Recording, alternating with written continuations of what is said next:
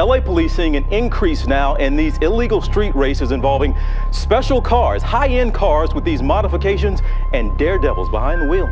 You get handcuffed and you get an impound notice, and sometimes people get hurt or even get killed. They want a change in law out there that would allow cops to give you a citation for